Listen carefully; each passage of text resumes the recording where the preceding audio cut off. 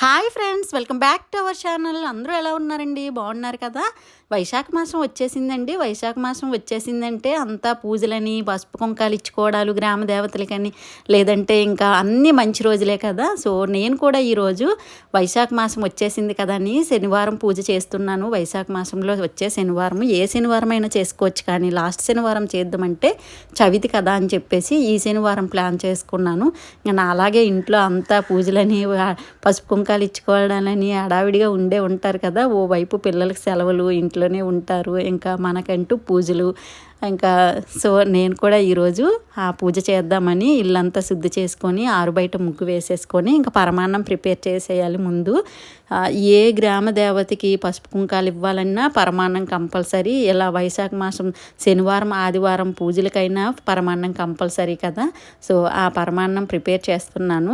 పరమాన్నం ప్రిపేర్ చేయడానికి అందరికీ తెలిసిందే కదా.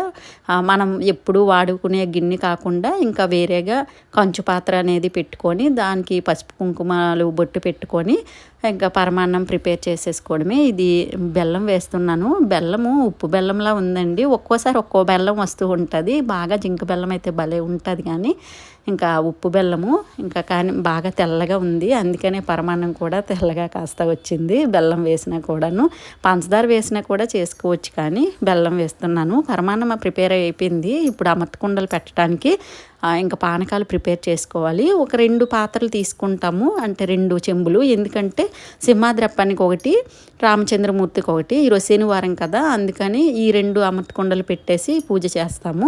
రేపు ఆదివారము, అదే నెక్స్ట్ శనివారం తర్వాత ఆదివారము, ఆ ఆదివారం ఏంటి సూర్యనారాయణమూర్తికి పెడతాము. ఈ అమర్తకుండల్లో అందరూ పెట్టినట్టేనండి. పానకంకి కంపల్సరిగా మామిడి పళ్ళు అవసరము. ఇంకా మామిడి పళ్ళు, పంచదార, తేనె, పాలు, పెరుగు, నెక్స్ట్ కొబ్బరి నీళ్ళు ఉంటే కొబ్బరి నీళ్ళు, కొబ్బరి కూర ఉంటే కొబ్బరి కూర, అరటిపండు, ఇలా అన్నీ వేసేసి కలుపుకోవాలి. నేనైతే మన శ్రీకాకుళం వెళ్ళినప్పుడు మామిడి పళ్ళు తీసుకొచ్చాను. ఇంకా 100 కిలో 100 రూపాయలంట. సో చాలా కాస్ట్ అండి. 100 రూపాయలకి 3 వచ్చాయి. అంటే పెద్ద పళ్ళు కదా, సో కిలోకి 3 వచ్చాయి. నేను ఒక 2 కిలోలు తీసుకొచ్చాను ఈ 2 రోజులకని చెప్పి. మా సైడ్ ఏంటంటే ఇప్పుడు అమర్తకుండలు పెట్టడం ఇంట్లో చేసుకుంటారు కదా.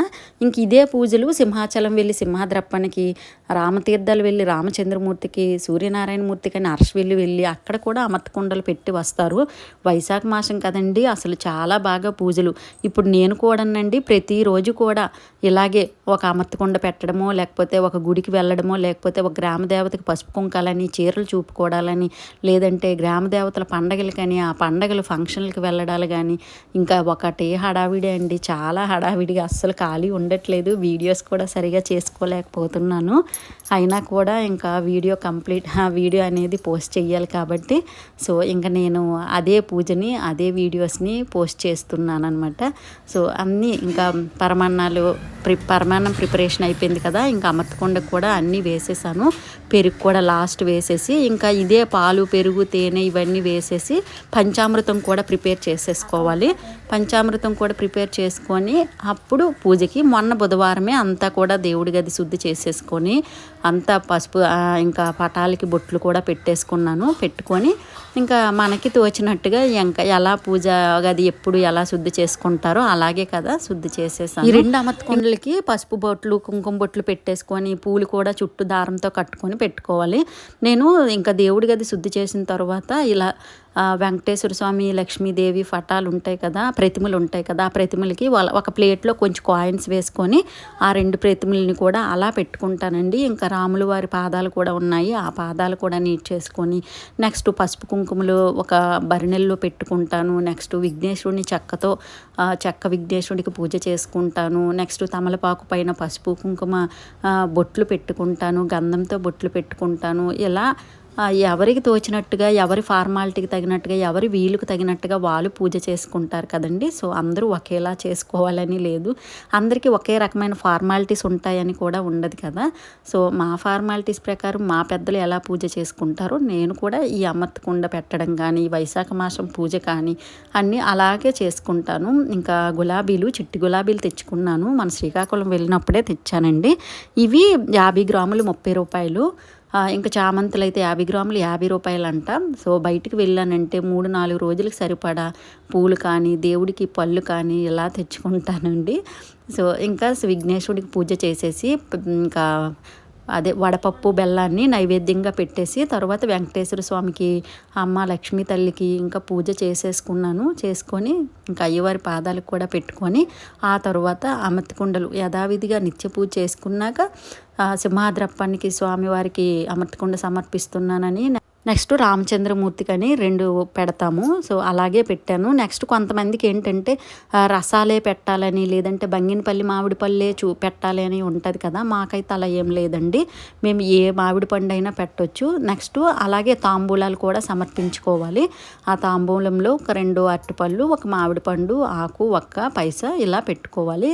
2 దేవుళ్ళు కూడా సేమ్ ఇలాగే సూర్యనారాయణమూర్తికి ఆదివారము బయటన పీట పెట్టేసి దీపదూపాలు పెట్టేసి బయటను పెట్టి పళ్ళు విసురుతామన్నమాట. సో ఆ పళ్ళు విసరడం కూడా పిల్లలంతా కూడా బయట కింద కాపు కాస్తారనమాట.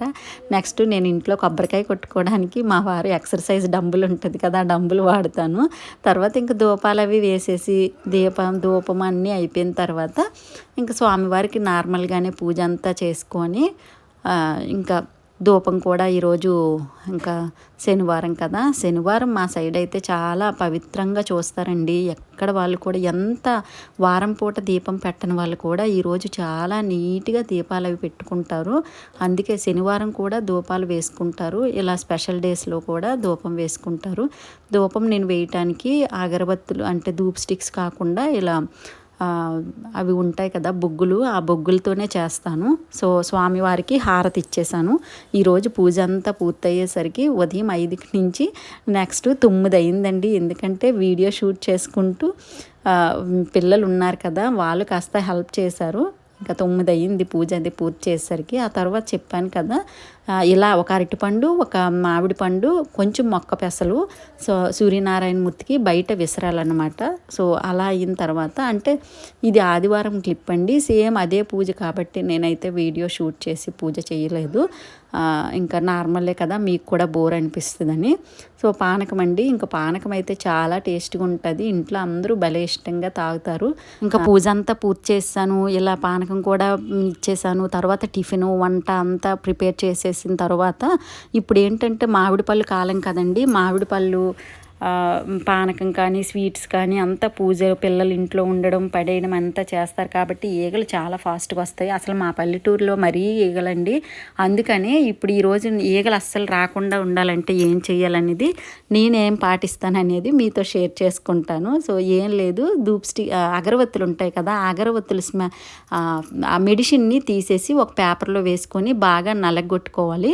ఆ చేత్తో నలిపేస్తే సరిపోతుంది. లేదంటే ఏదైనా గొడ్డ తెల్లు వెల్లుల్లి అవి చెదకు కొడతాం కదా, ఆ గొడ్డతో అయినా కొంచెం పేపర్ మడత పెట్టేసి చెదకు కొట్టుకోవచ్చు. అలా అయినా ఏదైనా మెత్తగా పొడి చేసుకొని 4 అగరబత్తులకి 4 హారతి కర్పూరం బిళ్ళలు లేదంటే 5 అగరబత్తులకి 5 హారతి కర్పూరం బిళ్ళలు తీసుకొని వాటిని మంచిగా పొడి చేసేసుకొని అది వాటర్లో వేసుకోవాలి. ఎక్కువగా ఏంటంటే ఈగలకి ఈ ధూపం వేసే అగరబత్తులు స్మెల్ కానీ, సాంబ్రాణి స్మెల్ కానీ, లేదంటే హారతి కర్పూరం బిళ్ళల స్మెల్ కానీ ఏది నచ్చదండి. అందుకే మనం పూజలో ఎన్ని స్వీట్స్ అలాంటివి ఏవి పెట్టినా కూడా పూజా రూమ్లోనికి వెళ్ళడానికి అవకాశం తక్కువ కదా. మనకి ఖచ్చితంగా ఎక్కడుంటే పూజా రూమ్లో ఎలాగూ ఉండవు, స్టవ్ పైన వేడి కాబట్టి అక్కడ ఉండలేవు. కాబట్టి ఖచ్చితంగా డైనింగ్ టేబుల్ మీద ఎక్కువ అవకాశం ఉంటుంది. కాబట్టి డైనింగ్ టేబుల్ ముందుగా లైజాల్ వేసేసి నీట్గా తుడిచిపెట్టేసుకొని ఆ తర్వాత ఈ ఈగల కోసము ఈ టిప్ చేస్తే మాత్రం బాగుంటుంది. ఈ వాటర్ అనేది చేసిన తర్వాత 2-3 డేస్కి ఒకసారి చేంజ్ చేసేసుకోవాలి. ముందు ఈ ఆర్త కర్పూరం బిళ్ళలను కూడా పొడి చేసుకొని ఈ వాటర్లో వేసుకొని అప్పుడు చిన్న కాటన్ తీసుకొని ఆ కాటన్ అనేది అందులో వేసుకోవాలి. నెక్స్ట్ ఇంకా వెనిగర్ కూడా అండి. వెనిగర్ స్మెల్ కూడా అస్సలు నచ్చవు. మనం వంటల్లో యూజ్ చేస్తే చాలా టేస్ట్గా ఉంటుంది కానీ ఈగలకు మాత్రం అస్సలు నచ్చదంట. అందుకేనేమో వెనిగర్ స్మెల్కి కూడా రావు. నెక్స్ట్ దాచిన చెక్క స్మెల్కి రావు. నెక్స్ట్ లవంగాల స్మెల్కి కూడా రావండి. ఇందులో ఏ టిప్ పాటించినా కూడా చాలా బాగుంటుంది. అయితే ఇంకా నాకెందుకో ఇది బాగా నాకు బాగా పనిచేసింది అనిపించింది. అందుకనే నేను ఎక్కువగా ఇది డైనింగ్ టేబుల్ మీద పెట్టేసి కొంచెము ఇంకా కాటన్ అనేది ముంచేసి అక్కడక్కడ మనము ఆ కాటన్ని పెట్టేసుకుంటాము. ఎక్కడైతే మనకి ఈగలు ఉంటాయో అని చెప్పేసి అక్కడ పెట్టేసుకుంటే రావు. 2-3 డేస్కి ఒకసారి చేంజ్ చేసుకోవాలి. ఎందుకంటే ఈ స్మెల్ పవర్ అనేది పోతుంది కదా, మరి స్మెల్ అనేది రాదు కాబట్టి ఆ స్మెల్ పోయిన తర్వాత మళ్ళీ వాటర్ మార్చుకొని ఒక వారం పాటు అలా ఒక వారం 15 రోజుల పాటు చేస్తే ఖచ్చితంగా మొత్తం పోతాయి, అస్సలు అనేవి ఉండవు. సో ఎక్కువగా పల్లెటూళ్ళలో ఉండేవాళ్ళు చాలా ఇబ్బంది పడుతూ ఉంటారు. ఆవులు ఉంటాయి, కోళ్ళు ఉంటాయి, ఇంకా చిందరవందరగా ఉంటుంది కాబట్టి సో అలాంటి వాటి దగ్గర మాత్రం ఇది బాగా వర్కౌట్ అవుద్ది. ఇంకా దాచిన చెక్క కూడా అలాగేనండి, చిన్న చిన్న ముక్కలు చేసేసి ఎక్కడికక్కడ పెట్టేస్తే బాగుంటుంది. ఓకే ఫ్రెండ్స్, ఈరోజైతే నా వీడియోలో నేను వైశాఖ మాసం పూజ ఎలా చేశాను, మా ఫార్మాలిటీస్ ఎలా ఉంటాయి, నెక్స్ట్ ఈగలు రాకుండా ఈగల బారి నుంచి మనం ఎలా తప్పించుకోవాలి ఏంటి అనేది మీతో షేర్ చేసుకున్నాను కదా. మరొక మంచి వీడియోతో మళ్ళీ కలుద్దాం. Thank you.